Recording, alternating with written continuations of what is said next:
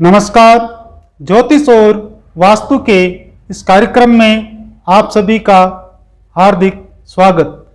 प्रिय साथियों, यदि आपको लगता है कि आपके घर में वास्तु दोष है अथवा आप अपने घर के वास्तु के बारे में जानना चाहते हैं तो इस कार्यक्रम को देखें और सुधारें आज ही अपने घर के वास्तु को।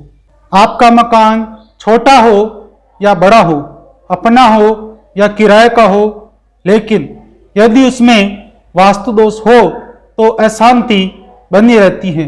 इसलिए इस कार्यक्रम के माध्यम से आज जानें कि घर की ऐसी कौन सी वस्तुएं हैं जिनको सही दिशा और सही कोण में रख करके आप अपने घर के वास्तु दोष को दूर कर सकते हैं, जिससे कि घर में सुख समृद्धि बनी रहे। सुबह सुबह उठ करके हम या हमारे घर की महिलाएं घर में झाड़ू पोछा करती हैं और यहीं से शुरुआत होती है आपके घर के वास्तुशास्त्र की।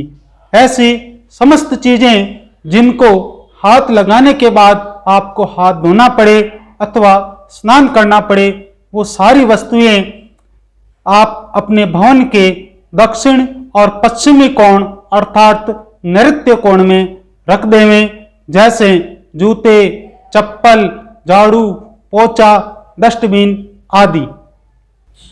घर की साफ सफाई के बाद हम स्नान आदि से निवृत्त होकर के घर के पूजा स्थल में धूप दीप करते हैं।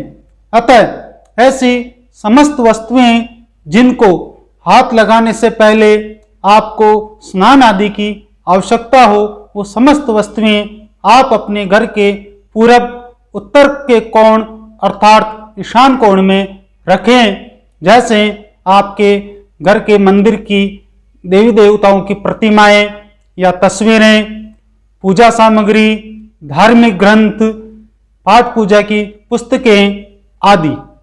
पूजा अर्चना करने के बाद हमको आवश्यकता होती है नाश्ते अथवा भोजन की। इसके लिए हम अपने घर के रसोई या किचन में जाते हैं।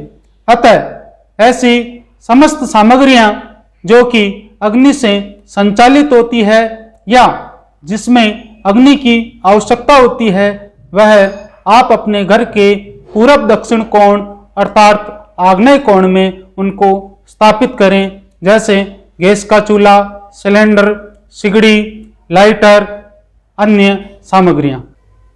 अंत में जब हम अपनी नौकरी अथवा व्यापार से थक हार करके शाम को वापस अपने घर आते हैं तो हमें आवश्यकता होती है चैन की, नींद की।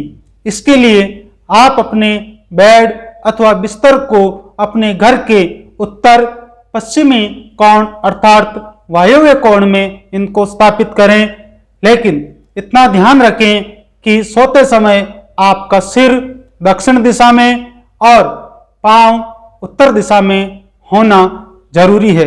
ये छोटे छोटे उपाय आपके घर के वास्तु दोष को दूर कर सकते हैं। इस प्रकार हम घर के छोटे मोटे परिवर्तन करके अपने घर के वास्तु दोष को दूर कर सकते हैं।